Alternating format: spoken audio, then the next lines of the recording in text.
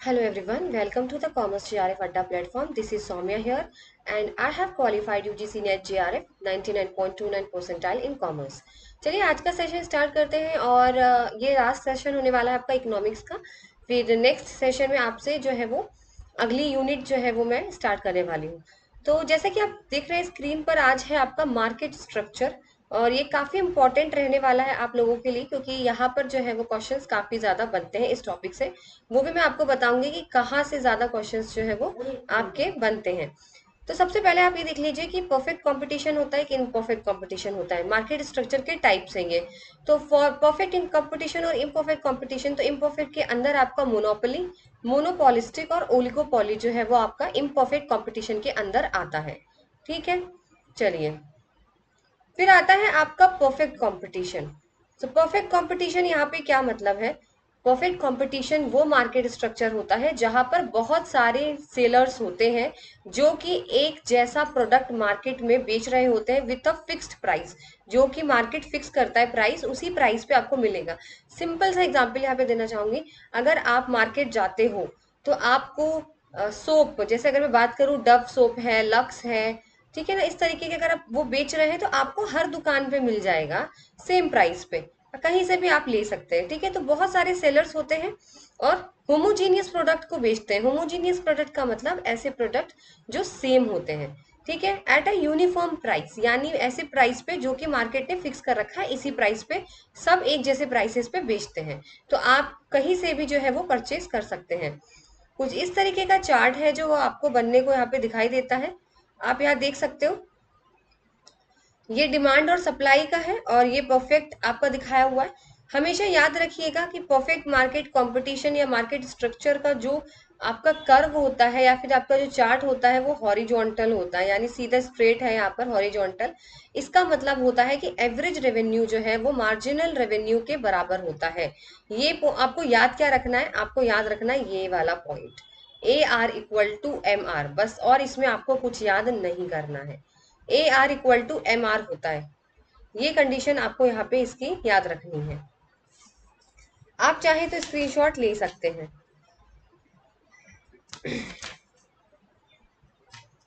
ठीक है, तो ये समझ लीजिएगा कि according to A R and M R relationship, A R जो है वो आपका कांस्टेंट रहता है, तभी तो A R equal to M R होता है। ठीक है, इसीलिए यहाँ पर अगर आपसे पूछा जाए तो आपको याद रहेगा A R equal to M R. किसके अंदर होता है? परफेक्ट कंपटीशन के अंदर होता है। अब आते हैं most important topic, that is the characteristics of perfect competition, जो कि आपके लिए बहुत ज्यादा इंपॉर्टेंट है। और मैं आप लोगों के लिए एक चार्ट भी लेकर आई हूँ जिसमें सारे मैंने एक ही चार्ट के अंदर, एक ही टेबल के अंदर मैंने सारे डिफरेंसेस वहां पर लिख दिए, तो वो आपके लिए ज्यादा इजी रहेगा। इसलिए मैं आपको क्या सजेस्ट करूंगी, अलग अलग तरीके से इनके फीचर्स मत पढ़िए। ठीक है, मेरा कहने का मतलब ये है कि perfect competition, monopoly, monopolistic, oligopoly, इनको अगर आप अलग अलग से पढ़ेंगे इनके फीचर्स तो आपको कंफ्यूजन हो जाएगी। मैं लास्ट में आपके लिए एक चार्ट लेकर आई हूँ, उस चार्ट से आपको मैं बताऊंगी कि किस तरीके से आपको ये वाला लर्न करना है। और इसी तरीके से मैंने यहाँ पे अपने जो है, मैंने भी इस तरीके से लर्न किया था और जो मुझे लगा कि बहुत इजी तरीका है। तो चलिए स्टार्ट करते, पहले आपको समझा देती हूँ उसमें क्या क्या है। सबसे पहला पॉइंट बोलता है large number of buyers and sellers. जैसे मैंने आपको बोला परफेक्ट कंपटीशन है, यहाँ पर बहुत सारे सेलर्स होते हैं। कोई एक नहीं होता है कि एक ही से लेना है, आप कहीं से भी ले सकते हो, और बायर्स भी बहुत होते हैं। होमोजेनियस प्रोडक्ट होता है, मतलब सेम आइडेंटिकल फीचर्स का प्रोडक्ट होता है, सेम। अगर वो डव का सोप दे रहा है तो दूसरा सेलर भी डव का सोप दे रहा है, यानी सेम फीचर्स के identical product. Free and entry, entry and exit of firm, यानी कोई भी चाहे, कोई भी सेलर चाहे वो मार्केट में आके अपना सामान बेच सकता है। कोई भी अगर सेलर जिसको नुकसान हो रहा है वो इजीली जा सकता है। यहाँ पे किसी भी तरीके का कोई भी प्रॉब्लम, ऑब्स्टिकल्स, रूल्स रेगुलेशंस नहीं है मार्केट के अंदर। आप आराम से आ सकते हैं मार्केट में, आराम से आप जा सकते हैं मार्केट से। ठीक है, फिर है नो एडवर्टाइजिंग कॉस्ट। एक बात बताइए, अगर परफेक्ट कंपटीशन में इतने सारे सेलर हैं, इतने सारे बायर हैं, तो एडवर्टीजमेंट करने की कोई जरूरत यहाँ पर नहीं होगी। क्योंकि सबको सब कुछ पता है। ठीक है, इसीलिए यहाँ पर आपको सेलर जो है वो एडवर्टाइज नहीं करता कि मैं डव का सोप दे रहा हूँ या मैं ऐसी चीजें बेच रहा हूँ, आपको ऑलरेडी सब पता है। ठीक है, फिर आता है एग्जिस्टेंस ऑफ नॉलेजेबल कंज्यूमर। जैसे मैंने आपको बोला कि कंज्यूमर्स को सब कुछ का नॉलेज है, कहाँ कौन सा प्रोडक्ट क्या मिल रहा है, इसीलिए आपको एडवर्टीजमेंट कॉस्ट की कोई जरूरत नहीं है यहाँ पे लगाने की। और क्योंकि कंज्यूमर्स जो है वो आपके नॉलेजेबल है, रेशनल है। फिर है सेलर्स और price takers. And make normal profit. देखिए यहाँ पर क्या होता है, जो सेलर्स होते हैं ना, वो प्राइस टेकर्स होते हैं, यानी वो अपने आप से प्राइस फिक्स नहीं करते। मार्केट जो होती है ना, वो क्या करती है, प्राइस फिक्स कर देती है कि डव जो है वो आपको 40 रुपए में बेचना है, तो सभी दुकान वाले 40 रुपए में ही बेचेंगे। वो जो सेलर होते हैं, दुकानदार होते हैं, वो अपने तरीके से अपनी तरफ से प्राइस फिक्स नहीं करते। इनको सिर्फ प्राइस दिया जाता है, बताया जाता है, और ये उसी प्राइस से बेचना शुरू करते हैं। इसीलिए वजह है कि वो लोग नॉर्मल प्रॉफिट ही कमा पाते हैं, क्योंकि अगर वो 40 का 45 में बेचेंगे तो वो सुपर नॉर्मल प्रॉफिट कमाने लग जाएंगे, लेकिन वो ऐसा नहीं कर सकते, इसीलिए उनको नॉर्मल प्रॉफिट ही मिलता है। ठीक है। गवर्नमेंट का यहाँ पर कोई भी इंटरवेंशन नहीं होता, और ना ही यहाँ पे किसी तरीके का कोई भी ट्रांसपोर्टेशन कॉस्ट होता है। एक यहाँ पर कीवर्ड आपको बता रही हूँ, परफेक्ट कंपटीशन में किसी भी तरीके का कोई भी खर्चा नहीं होता, ये याद रखिएगा। किसी भी तरीके की कोई भी कॉस्ट जो है वो परफेक्ट कंपटीशन के अंदर नहीं होती है। फिर आता है आपका मोनोपोली। मोनोपोली क्या होता है, एक मार्केट सिचुएशन होती है जहाँ पे सिर्फ एक ही सेलर है, कोई भी सब्स्टिट्यूट नहीं हो रहे वहां पर। यहाँ पर ये मतलब होता है कि मान लीजिए सिर्फ एक ही दुकान है, एक ही सेलर है जिसके पास डव का साबुन मिलता है, और किसी के पास डव का साबुन नहीं मिलेगा। क्यों? क्योंकि डव की मोनोपोली है उसके पास। अब एक बात बताइए, जब अगर एक ही सेलर है, मान लीजिए मैं एक ही सेलर हूँ पूरे मार्केट में, और मैं डव सेल कर रही हूँ, आपको कहीं नहीं मिलेगा, वो डव मेरे पास ही मिलेगा, तो मैं जितना चाहे उतना प्राइस चार्ज कर सकती हूँ आपसे। वैसे तो 40 रुपए है डव का, लेकिन मैं चाहूँ तो आपसे 80 रुपए भी ले सकती हूँ, क्योंकि मोनोपोली की वजह से। क्योंकि मोनोपोली में क्या होता है, सिर्फ एक सिंगल सेलर होता है जो आपका बेचता है। ठीक है। इसके अलावा और कोई भी सब्सिट्यूट वहां पर आपको नहीं मिलेंगे। फीचर्स क्या है इसके, सिंगल पर्सन होता है या सिंगल फर्म होती है, जैसे मैंने आपको बताया। कोई भी सब्सिट्यूट नहीं होता कि भाई इसकी जगह कोई और नहीं, सिर्फ वही रहेगा। बायर्स तो बहुत होते हैं, देखिए सबको खरीदना है डव, तो बायर्स तो रहेंगे, पर सेलर एक ही रहता है। प्राइस मेकर होता है ये। अब ये प्राइस मेकर इसलिए होता है क्योंकि मैंने अभी आपको बोला, मेरी मर्जी, चाहे मैं 80 रुपए का बेचू डव, मुझे कोई रोकने वाला यहाँ पर नहीं है, बिकॉज ऑफ द मोनोपोली। इसीलिए मैं चाहूँ तो डव 80 में बेचूं, चाहे 100 रुपए में बेचूं, मैं प्राइस मेकिंग हूँ। मतलब यानी मैं प्राइस ले नहीं रही हूँ, मैं प्राइस खुद तय कर रही हूँ कि मुझे कितने पे बेचना है, जो कि ये मार्केट में बिल्कुल भी सही नहीं है। अब आपको इसका कर्व याद रखना है। इसका कर्व थोड़ा सा लेस इलास्टिक होता है, ए आर कर्व होता है इसके अंदर। ठीक है। इसके अंदर आप देख सकते हो ये ए आर कर्व बना हुआ है, और ये डाउनवर्ड स्लोपिंग होता है, यानी नीचे की तरफ ये जा रहा होता है। ठीक है। क्योंकि जितना जितना इसमें इसमें क्यों जा रहा है नीचे, क्योंकि इसमें जो ए आर होता है वो ग्रेटर होता है एम आर से, ये याद रखिएगा। परफेक्ट कॉम्पिटिशन में मैंने क्या बताया था आपको, परफेक्ट कॉम्पस, आपको ये चीज याद रखनी है। परफेक्ट कॉम्पिटिशन में मैंने आपको बताया था A R equal to M R होता है। ठीक है। ये होता है। लेकिन मोनोपोली में क्या होता है, मोनोपोली में एम आर छोटा होता है ए आर से, और ए आर बड़ा होता है। आई बात समझ में? ये लर्न करना है आपको। जो मैं सिर्फ इंपॉर्टेंट चीज आपको बता रही हूँ कि आपको क्या क्या पढ़ना है बस खाली। ठीक है। तो आपको सिर्फ इतना याद रखना है कि यहाँ पर जो है वो आपका ए आर जो होता है वो आपका क्या होता है, ग्रेटर देन एम आर होता है। क्योंकि ये डाउनवर्ड स्लोप जा रहा है, आप देख रहे हो जैसे, क्योंकि मोर एंड मोर आउटपुट आप बेच सकते हो। देखिए इसमें क्या है, अगर मैं डव सस्ता कर दूं, क्योंकि मेरी मोनोपोली है, मैं चाहे तो कितने में बेच सकती हूँ। तो अगर मैं प्राइस कम कर देती हूँ, अगर मैं डव का जो है प्राइस 20 रुपए कर देती हूँ, तो मैं ज्यादा से ज्यादा क्या कर सकती हूँ, रेवेन्यू कमा सकती हूँ, ज्यादा से ज्यादा मैं आउटपुट जो है अपने सोल्ड कर सकती हूँ, क्योंकि इससे रेवेन्यू जनरेट होती है, जिसे बोलते हैं, ठीक है, जनरेट एवरी एडिशनल यूनिट। ठीक है। तो इसीलिए वो क्या होता है, प्राइस से कम होता है। ए आर यहाँ पे समझिए price is less then price. तो ये याद रखिए, यहाँ पर जो आपका एवरेज रेवेन्यू है वो आपके मार्जिनल रेवेन्यू से ज्यादा होता है, इसीलिए एम आर जो है वो लेस देन ए आर होता है। क्योंकि अगर मैं प्राइस को कम कर देती हूँ ना अपनी मर्जी से, क्योंकि मैं तो प्राइस टेकर हूँ ना, मेकर हूँ, मैं तो खुद से तय कर सकती हूँ। तो अगर मैंने प्राइस कम कर दिए तो मैं ज्यादा से ज्यादा रेवेन्यू कमा सकती हूँ, अगर मैंने प्राइस कम कर दिए तो। ठीक है। इसी वजह से यहाँ पर क्या होता है, ए आर ग्रेटर होता है एम आर से। ये बहुत इंपॉर्टेंट है, यही आप चाहें तो इसका स्क्रीनशॉट ले लीजिए। और ये थोड़ा सा लेस इलास्टिक होता है। देखिए लेस इलास्टिक का क्या मतलब है, कि अगर मैं ना, जैसे अगर आपको डव से नहाना ही नहाना है, तो अगर मैं डव में क्या करूँ, कितने भी चेंजेस कर दूं प्राइस के अंदर, कितने भी मैं प्राइस के अंदर चेंज कर दूं, वो लोग मुझसे खरीदेंगे। क्यों खरीदेंगे? क्योंकि मैं एक ही तो सेलर हूँ। मैं चाहे कितना भी प्राइस बढ़ा दूं, चाहे कितने प्राइस कम कर दूं, उनके पास ऑप्शन ही नहीं है कहीं और जाने का। इसीलिए लेस इलास्टिक होता है। ठीक है। आप चाहें तो इसका स्क्रीनशॉट ले सकते हैं, और फीचर्स के भी आप लोग ले सकते हैं स्क्रीनशॉट।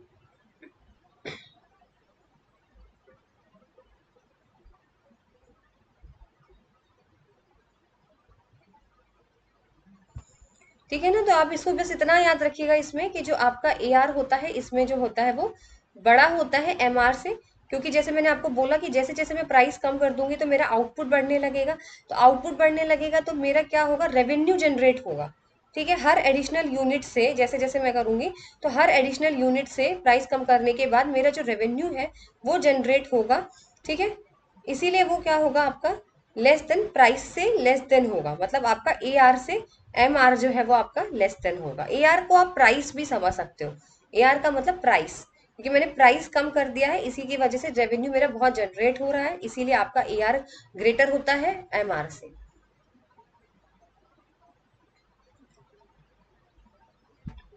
अब आते हैं अपनी नेक्स्ट स्लाइड पे, मोनोपोलिस्टिक। अब देखिए मोनोपोली और मोनोपोलिस्टिक के अंदर ना कंफ्यूज मत होइएगा। मोनोपोलिस्टिक वो मार्केट स्ट्रक्चर होता है जहां पे फर्म क्या करती है आपकी, और एक चीज मैं मोनोपोली में आपको एक और बता देती हूँ, यहाँ पे शायद लिखा नहीं है, पर यहाँ पे क्या होता है, चलिए मैंने एक चार्ट बनाया जहाँ पे मैंने सब कुछ कवर कर दिया, अगर यहाँ पे मिस हो गया है। एक चीज और याद रखिएगा मोनोपोली में, एक बात बताइए, जब एक ही सेलर होगा तो आपके बैरियर्स होंगे कि नहीं होंगे एंट्री एंड एग्जिट में? बिल्कुल होंगे, क्योंकि अगर एक ही सेलर है तो वो किसी को आने नहीं देगा, फिर आप एंट्री नहीं कर सकते फिर मार्केट स्ट्रक्चर में मोनोपोली में, ये चीज बस आपको याद रखनी है। अब आता है आपका मोनोपोलिस्टिक कंपटीशन। ये क्या होता है, ये एक ऐसा मार्केट स्ट्रक्चर है जहां पे जो फर्म्स होती है ना वो अलग अलग तरीके के प्रोडक्ट बेचती हैं। अलग अलग मतलब सेम नहीं प्रोडक्ट होता, होमोजेनियस प्रोडक्ट नहीं, अलग अलग। जैसे कोई फर्नीचर, कोई ज्वेलरी, कोई ग्रोसरी, कोई रेस्टोरेंट, किसी का क्लोथिंग स्टोर है, किसी का मेडिकल केयर है। ठीक है, पर इसके अंदर क्या होता है, आप इजीली मार्केट में जा सकते हो और इजीली आप एग्जिट भी कर सकते हो। ये है आपका मोनोपोलिस्टिक। मोनोपोलिस्टिक क्या बोलता है, लार्ज नंबर ऑफ सेलर्स, यहाँ पर एक नहीं होता। इसमें बस अंतर ये है कि ये जो है ना अलग अलग टाइप के प्रोडक्ट बेचता है, बाकी इसमें कोई भी यूनिक नहीं है जो आप इसको याद रखो। आप सिर्फ इसको इसलिए याद रखो डिफरेंशिएटेड प्रोडक्ट। कहीं भी अगर होमोजीनियस की बात आ जाए, देखिए मैं आपको कीवर्ड दे रही हूँ यहाँ पे, जो कि कीवर्ड से शायद कोई पढ़ाता भी नहीं होगा, और मैंने जिस तरीके से अपनी तैयारी की थी, मैं आपको हमेशा वीडियो में यही बोलती हूँ, कीवर्ड से याद रखिए। कुछ नहीं आपको फालतू की चीजें याद रखना है, सिर्फ कीवर्ड्स ढूंढिए। जैसे मैंने याद रखा था कि अगर कहीं भी होमोजीनियस प्रोडक्ट की बात आती है तो वो आपका परफेक्ट कंपटीशन है। कभी भी अगर डिफरेंशिएटेड प्रोडक्ट की बात आती है यानी डिफरेंट प्रोडक्ट की, तो वो आपकी मोनोपोलिस्टिक है। ठीक है, इस तरीके से कीवर्ड बनाइए। तो मोनोपोलिस्टिक कंपटीशन जहाँ पे डिफरेंशिएटेड प्रोडक्ट होते हैं। लार्ज नंबर ऑफ सेलर्स बिल्कुल होते हैं, यहाँ पे तो कोई मोनोपोली थोड़ी ना है कि जो एक ही सेलर रहेगा। भाई फर्नीचर कोई और बेच रहा है, लेदर गुड्स कोई और बेच रहा है, तो बहुत सारे सेलर्स होते हैं। प्रोडक्ट डिफरेंशिएटर होता है, मतलब आपका अलग अलग प्रोडक्ट बेचा जाता है, यहाँ पर सेम सेम प्रोडक्ट नहीं होता। ठीक है, कोई अगर डव है तो कोई लक्स है, कोई और किस किस के आते हैं, बोरो प्लस का भी सोप आने लग गया है। ठीक है, मतलब और भी बहुत सारे सोप आते हैं जैसे आपके, तो इस तरीके से मतलब अलग अलग। फिर आता है आपका freedom of entry and exist, यानी आप इजिली जा सकते हो और इजिली आ सकते हो मार्केट में, कोई भी यहाँ पे आपको टेंशन नहीं होगी। ठीक है, फिर आपका सेलिंग कॉस्ट है। देखिए यहाँ पर क्या होता है, प्रोडक्ट थोड़े से डिफरेंशिएटेड होते हैं। ठीक है, इसी वजह से क्या होता है, थोड़ा सा सेल करने में क्या होता है, एक्सपेंस करना पड़ता है उनको, क्योंकि प्रोडक्ट अलग है, सेम नहीं है। तो शायद कस्टमर्स को पता ना हो उस बारे में, तो थोड़े से आपके प्रोडक्ट अलग होने की वजह से क्या होता है, मार्केटिंग करनी पड़ती है आपको, सेल्स प्रमोशंस करने पड़ते हैं आपको।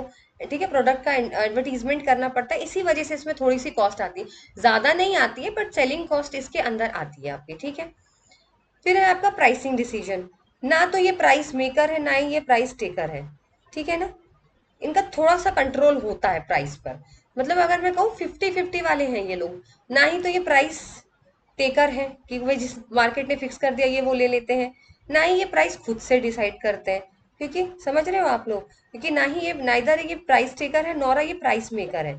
ठीक है, क्योंकि ईच फॉर्म हैज अ थोड़ा थोड़ा कंट्रोल उनका प्राइस पर रहता है।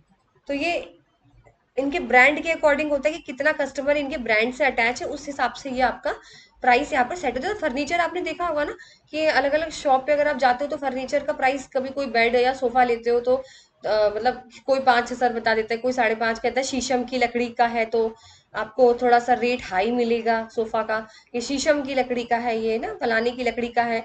तो ये थोड़ा सा क्या करते हैं, ब्रांड और कस्टमर कितना अटैच है ना, उसके हिसाब से यहाँ पे प्राइस जो है वो सेट होता है।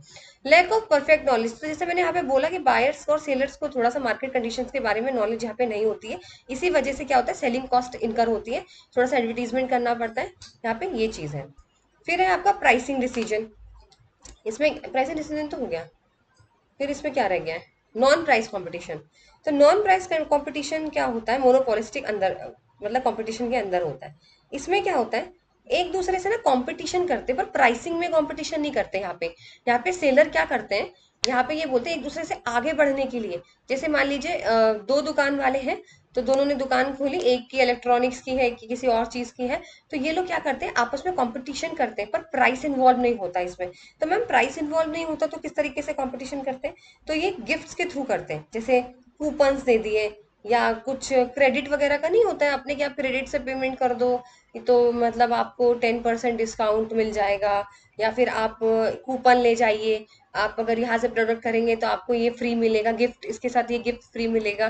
ठीक है ना, तो ये नॉन प्राइस कंपटीशन होता है इसके अंदर, कि ये लोग फ्री गिफ्ट्स करते, कुछ क्रेडिट टर्म्स, मतलब अपने प्राइस का, जो प्रोडक्ट का प्राइस है उसको चेंज नहीं करते। अभी फिलहाल देखिए मैगी के साथ क्या आ रहा है, मैं आपको बताती हूँ। मैगी के साथ अभी आपको ना वो कॉफी के जो सैशे हैं वो फ्री मिल रहे हैं। तो ये एक स्ट्रेटेजी है कॉम्पीट करने के लिए, आकि हमारा ज्यादा प्रोडक्ट बिके। मैगी के प्राइस में तो कोई चेंज नहीं आया है, पर उसके साथ फ्री सैशे मिल रहा है कॉफी का। तो अच्छी बात है ना, दो सैशे मिल रहे हैं कॉफी के, तो ये कंपटीशन ही है। तो इसमें अपने प्रोडक्ट में कोई भी चेंज नहीं करते वो लोग प्राइस के अंदर, बस थोड़ा सा कंपटीशन बढ़ाने के लिए, करने के लिए वो लोग फ्री गिफ्ट्स वगैरह, कूपन्स, इन सब का हेल्प लिया जाता है। ये हो गया आपका। अब देखिए ये क्या है आपका, मोनोपोलिस्टिक कंपटीशन। इसके अंदर का चार्ट देखिए यहाँ पर, मोनोपोलिस्टिक का ये थोड़ा ज्यादा इलास्टिक होता है। ठीक है, ये वाला जो होता है ना डिमांड कर, ये ज्यादा इलास्टिक होता है।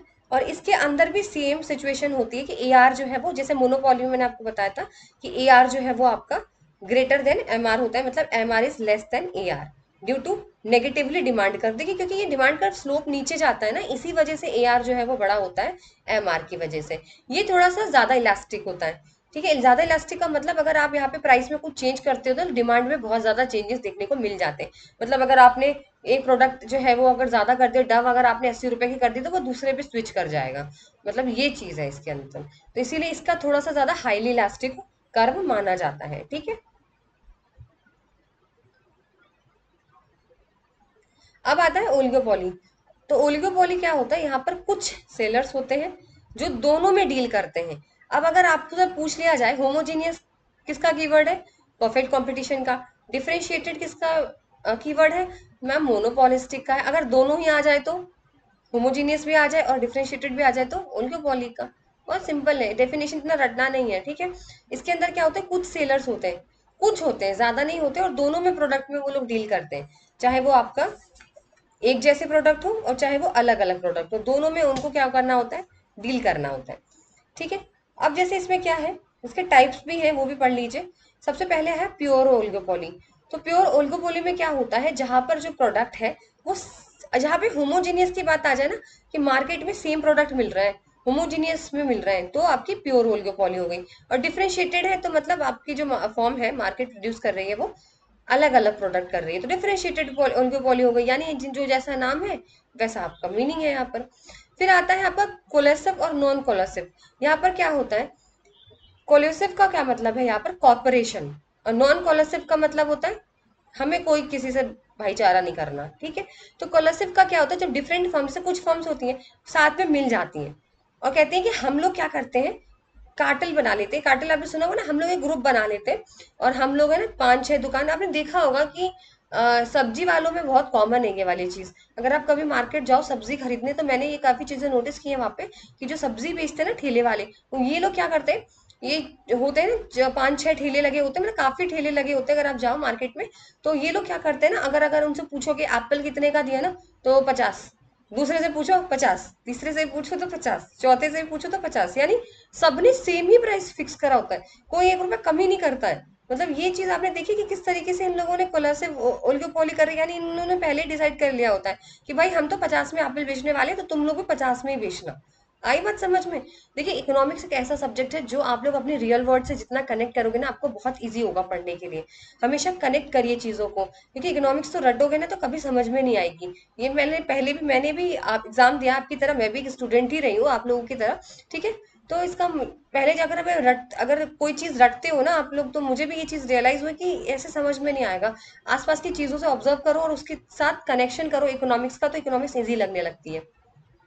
तो आगे आपको समझ में स्कॉलरशिप क्या होता है, तो ये सारी चीजें, प्राइस, मार्केट, प्रॉफिट कितना मिलेगा, ये आप कभी भी देख लीजिएगा। ये जैसे मार्केट वगैरह बहुत लगते हैं, जैसे ट्यूसडे मार्केट, सैटरडे मार्केट, यहाँ पे देखेंगे आप लोग सब्जी फ्रूट्स के जो ठेले होते हैं ना, इन सबके प्राइस सेम होते हैं, तो फिर आपके पास कोई ऑप्शन ही नहीं बचता, तो आप कहीं से भी मतलब ले सकते हो। लेकिन नॉन स्कॉलरशिप क्या होता है, जहाँ पर किसी भी तरीके का कॉपरेशन नहीं होता है। ठीक है। यहाँ पे क्या होता है, ये लोग कॉर्पोरेट नहीं करते बल्कि कॉम्पीट करते हैं। यानी अगर एक सब्जी वाले ने बोला या एक फ्रूट वाले ने बोला कि मैं तो 50 का दूंगा एप्पल, लेकिन दूसरा बोला मैं 45 में लगा दूंगा। ऐसे भी आपने देखे होंगे ना, कि एक बोलता है 50 में, तो आप दूसरा बोलता है कि 50 है, पर आप कहते हो कि नहीं भाई महंगा है, तो वो कहेगा चलो आप 45 रुपए में दे दो। वो कम कर देते हैं, तो वो क्यों करते हैं? कंपटीशन की वजह से, कि मुझे तो बेचना है। ठीक है। तो वो गया आपका नॉन कॉलर्स है। अब आते हैं इसके कैरेक्टरिस्टिक। तो मैंने बोला फ्यू सेलर्स होते हैं, कुछ होते हैं एग्जैक्ट एग्जैक्ट जो जो आपका नंबर है वो नहीं पता होता इसमें, लेकिन क्या होता है, कुछ पोर्शंस होते हैं, कुछ कॉम्पिटिटर्स होते हैं। ठीक है। यहाँ पे फिर है आपका नेक्स्ट पॉइंट। अगर मैं बात करूँ यहाँ पे मेन मेन आपके पॉइंट है यहाँ पर। फिर है आपका इंटरडिपेंडेंस। यानी इसमें क्या होता है कि फर्म जो है ना, इंटरडिपेंडेंस का मतलब, अगर एक जैसे एक फर्म है, अगर उसने कुछ एक्शन किया या उसने कुछ भी चीज करी, तो उससे दूसरे को अफेक्ट हो रहा है। आया आपको समझ में? अगर आपने, जैसे एक समझिए, अगर एक कोई फर्म है, एक ठेले वाला है, मैं आपको बहुत इजी एग्जाम्पल बताती हूँ। कोई एक फ्रूट वाला है, अगर उसने अपने प्राइस में कुछ चेंज किया एप्पल के में, तो उससे क्या होता है, दूसरे फर्म का जो रिएक्शन होता है ना, वो दूसरे फर्म को, दूसरे ठेले वाले को अफेक्ट करेगा। जैसे कार है, अगर मैं बात करूँ मार्केट में, कार है जो इंडिया में, तो वो डोमिनेटेड है ना कई फर्म से, जैसे मारुति, टाटा, आपकी और कौन कौन सी होती है, होंडा, ठीक है, फोर्ड, हुंडई। ठीक है ना। तो अगर टाटा ने कोई चेंज किया अपने व्हीकल में, ठीक है, ठीक है, अगर टाटा मोटरसाइकिल क्या होती है, टाटा कार, कार, ठीक है। तो जो टाटा ने अगर कोई चेंज किया, मैं आपको सिर्फ एग्जाम्पल से समझाऊंगी, इन चीजों में मत पड़िए। ठीक है। एग्जाम्पल दिमाग में डाल रखिए बस। अगर आप समझिए कार है, एग्जाम्पल इंडिया में कार है, डोमिनेट कर रही है कार। ठीक है। अभी कार बहुत फेमस है इंडिया में अपने। तो मार्केट ऑफ कार्स जो है वो इंडिया में है, डोमिनेट दूसरी फर्म्स कैसे कर रही है।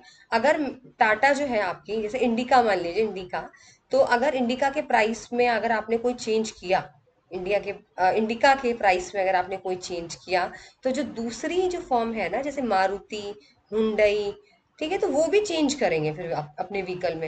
ये देखा देखी वाला काम है यहाँ पर, इसीलिए इंटरडिपेंडेंस, कि एक ने अगर कुछ चेंज किया तो दूसरे को वो तो अफेक्ट करेगा ही करेगा।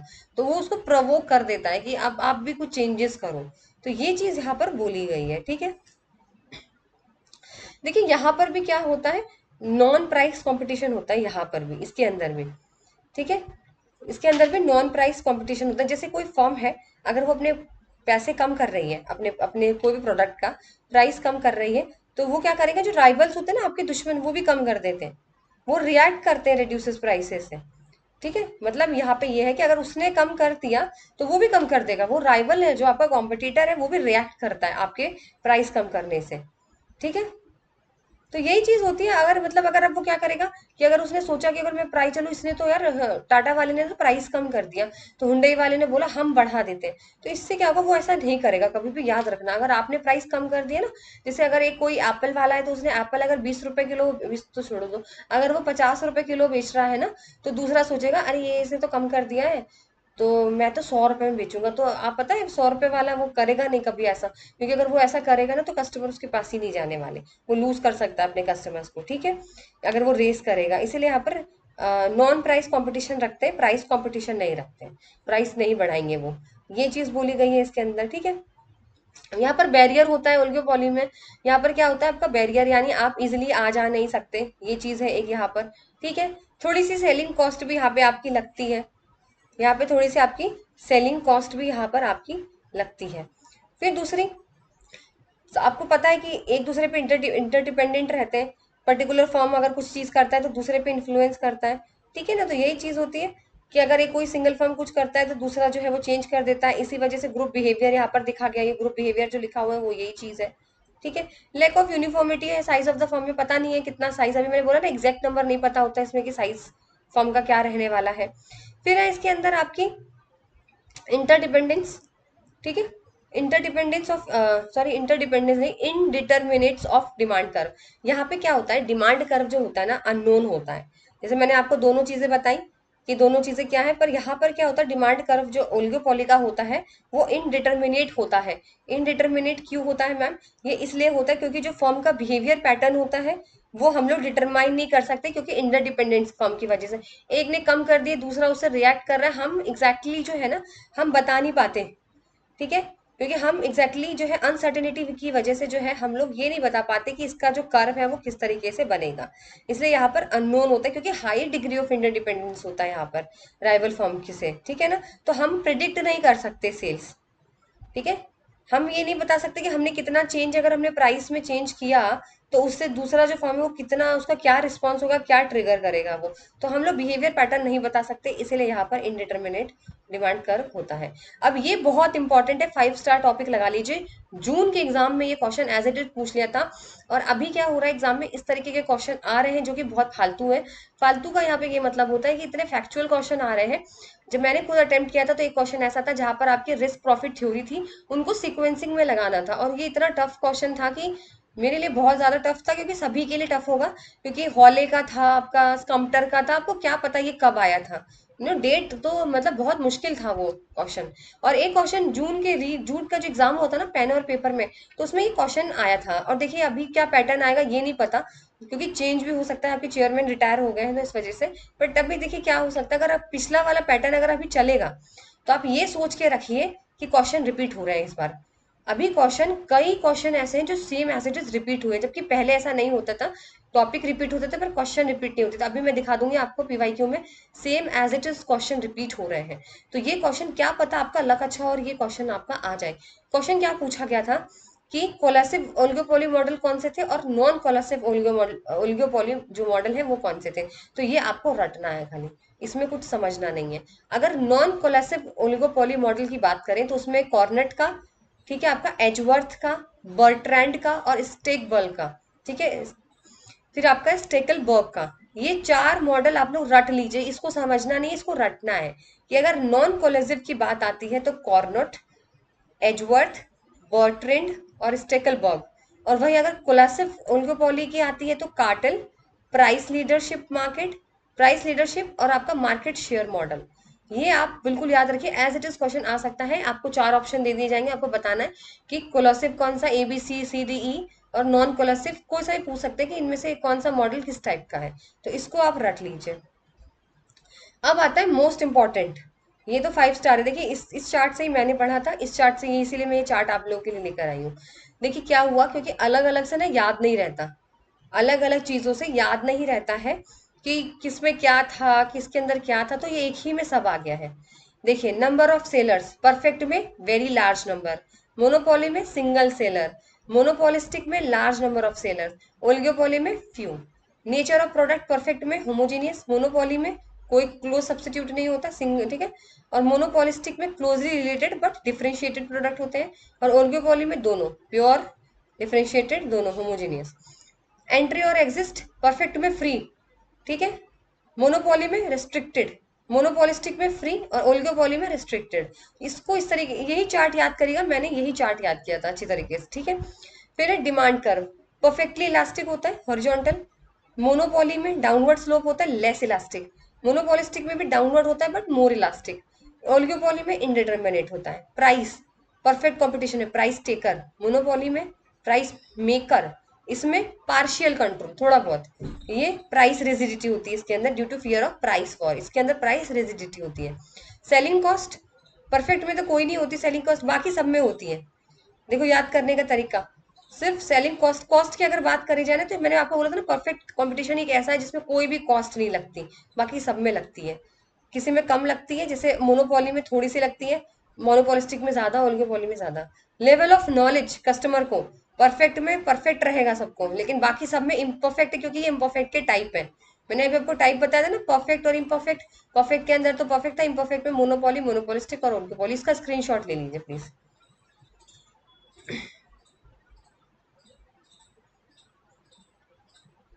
बहुत इंपॉर्टेंट चार्ट है और इसी से यही लर्न करने हैं बस आपको। अगर आप सिंगल सिंगल लर्न करने जाएंगे, मैं आपको गारंटी देती हूँ कि आप भूल जाएंगे। अगर आप अलग अलग लर्न करोगे ना, कि मैं इसका फीचर्स अलग, इसका फीचर्स अलग, इसका, आप भूल जाएंगे, ये मेरी गारंटी है। इस चार्ट के थ्रू याद रखेंगे तो कभी नहीं भूलेंगे।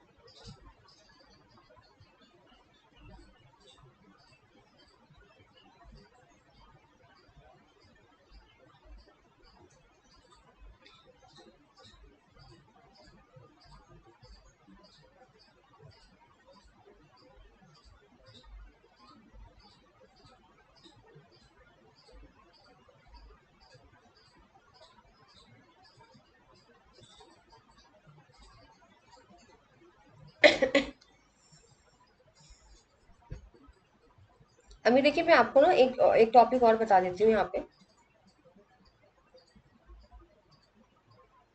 एक थोड़ी सी स्लाइड ऐड करके ना एक चीज आपको यहाँ पे समझा देती हूँ मैं सोच रही हूँ कि उसके लिए अलग से थोड़ा सा क्या बनाऊँ आप लोगों के लिए। इसी में थोड़ा सा आपको एक चीज बता देती हूँ, अगर कुछ रह जाए तो। एक स्लाइड ऐड कर देती हूँ यहाँ। ठीक है ना, फिर मैं आपको यहाँ पे बताती हूँ क्या चीज़ है।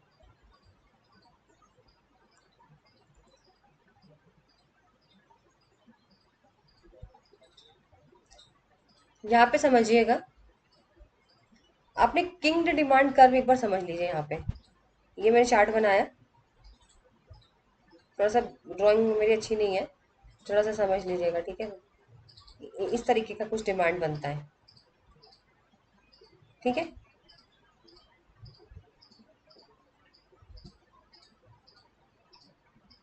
ये बन गया ना चार्ट आपका, थोड़ा सा ऐसे।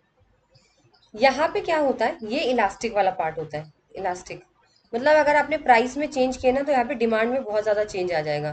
तो ये आपका हो गया इलास्टिक, ठीक है। और ये वाला जो होता है वो होता है इन इलास्टिक। ये याद रखना, ये याद रख लीजिए, बहुत इंपॉर्टेंट है। ये मैंने स्लाइड में ऐड करना मैं भूल गई हूँ, इसलिए मैं आपको यहाँ पे अलग से बता देती हूँ थोड़ा सा, ठीक है। ये होता है आपका इन इलास्टिक, और ये होता है ऊपर वाला पार्ट जो है ना, ऊपर वाला पार्ट, और ये आपका किंक है, ठीक है। ये ऊपर वाला पार्ट इलास्टिक और ये ऊपर वाला इन इलास्टिक। ये चीज याद रखिए। अब देखिए क्या बोल रहे हैं इसके अंदर। इसके अंदर एक चीज बोली गई है कि किस तरीके से, अगर अगर एक फर्म जो है उसने प्राइस बढ़ा दिया, तो कॉम्पिटिटर्स क्या करेंगे, वो भी बढ़ा देंगे। कॉम्पिटिटर्स क्या करेंगे, वो भी बढ़ा देंगे।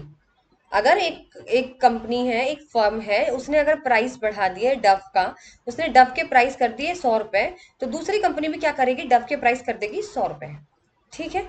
जिसकी वजह से क्या होगा, ये इलास्टिक बनेगा, हाईली इलास्टिक, ये वाला पार्ट, ठीक है। ये वाला पार्ट क्या होगा, इलास्टिक। लेकिन अगर एक फर्म ने क्या किया, डव के प्राइस 50 रुपए कर दिए, 100 से 50 रुपए कर दिए, यानी डिक्रीज कर दिए, ठीक है। तो वो क्या करेंगे, सॉरी, उल्टा हो गया, उल्टा हो गया। इसमें क्या होता है, अगर एक ने प्राइस बढ़ा दिए, सॉरी, एक ने अगर प्राइस बढ़ा दिए यहाँ पर, 1 मिनट में चार्ट फिर से बनाती हूँ, इसमें समझ में नहीं आएगा, थोड़ा सा बड़ा बनाते हैं ना।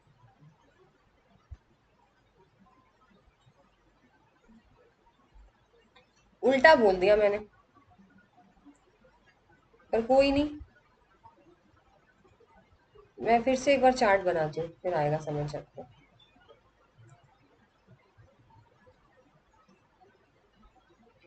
ठीक है, मैं फिर से एक बार चार्ट बनाती हूँ, फिर आपको यहाँ पे समझ आएगा बढ़िया।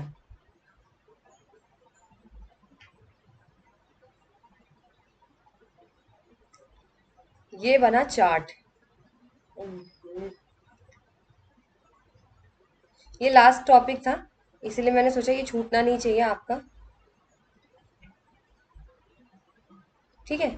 ये इस तरीके से कुछ किंग डिमांड कर्व बनता है, ये इस तरीके से थोड़ा सा, ठीक है। थोड़ा सा फिर से बना देती हूँ। मतलब थोड़ा सा टूटा सा, मतलब यहाँ से थोड़ा सा टूट जाता है, ठीक है, इस तरीके से। इसमें क्या बोलता है, ये वाली पार्ट है वो इलास्टिक वाला है, और ये वाला पार्ट है आपका इन इलास्टिक वाला। आई, आई फॉर इन इलास्टिक। यहाँ पे क्या बोलता है, अगर एक एक कॉम्पिटिटर है, जैसे दो है ए और बी, अगर एक कॉम्पिटिटर ने प्राइस बढ़ा दिए डव के 100 रुपए कर दिए, तो दूसरा क्या करेगा, नहीं बढ़ाएगा, बहुत चालू है वो दूसरा नहीं बढ़ाएगा। वो इसलिए नहीं बढ़ाएगा, वो क्या करेगा कि तुम बढ़ा दो, डव के 100 रुपए कर दो, और मैं तो रखूंगा 80 रुपए, तो मेरे पास ज्यादा लोग आएंगे 80 का खरीदने के लिए। ठीक है, तो क्या होगा, तुम कॉम्पिटिटर लूज कर दोगे, अपने राइवल को, अपने कॉम्पिटिटर को, अपने दुश्मन को। आपने क्या कर दिया, प्राइस बढ़ा के आपने घाटा ले लिया, आपके दुश्मन ने कमा लिया। इसीलिए यहाँ पर इलास्टिसिटी ज्यादा होती है।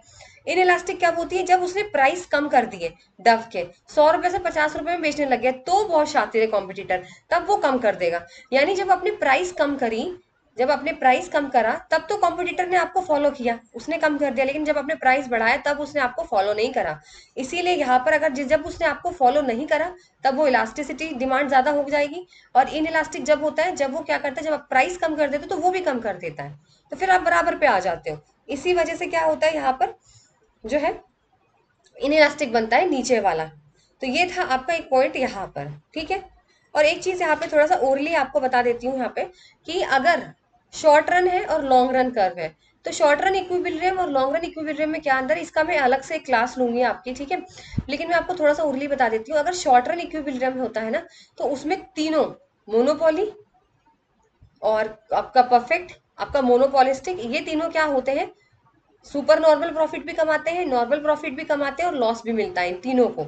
लेकिन अगर लॉन्ग रन में आ जाए, लॉन्ग रन में आ जाए, तो आपका परफेक्ट कंपटीशन और आपका मोनोपोलिस्टिक दोनों क्या है, सिर्फ नॉर्मल प्रॉफिट कमाते हैं। लेकिन एक मोनोपोली ऐसा है जो सुपर नॉर्मल प्रॉफिट कमाता है। अब मेरा थोड़ा सा एग्जांपल समझिएगा यहाँ पर। एक बात बताइए, जब शॉर्ट रन होता है, तो शॉर्ट रन में क्या होता है कि तीनों को है, सुपर नॉर्मल प्रॉफिट भी हो सकता है, सुपर नॉर्मल भी हो सकता है, ज्यादा भी हो सकता है, लॉस भी हो सकता है। तो शॉर्ट रन में सब बराबर है, तो शॉर्ट रन को याद ही नहीं करना, हटा दीजिए, क्योंकि शॉर्ट रन में तो सब बराबर है, ठीक है। लेकिन अगर लॉन्ग रन की बात करें, तो लॉन्ग रन में एक बात बताइए, सिर्फ एक मोनोपॉली है जो कि सुपर नॉर्मल प्रॉफिट कमाएगा। सुपर नॉर्मल प्रॉफिट का मतलब इतना ज्यादा प्रॉफिट कि आप ऊपर से ऊपर, सुपर से ऊपर वाला प्रॉफिट कमाएगा। तो वो सिर्फ मोनोपॉली कमा सकता है। मोनोपॉली क्यों, जैसे मैंने कहा ना, सिर्फ एक ही सेलर होता है। चाहे तो डब वो 200 रुपए का बेचे, तो वो 200 का बेच के क्या करता है, लोगों को, कस्टमर को एक्सप्लॉइट करता है, जिसकी वजह से वो पैसे ज्यादा कमाता है।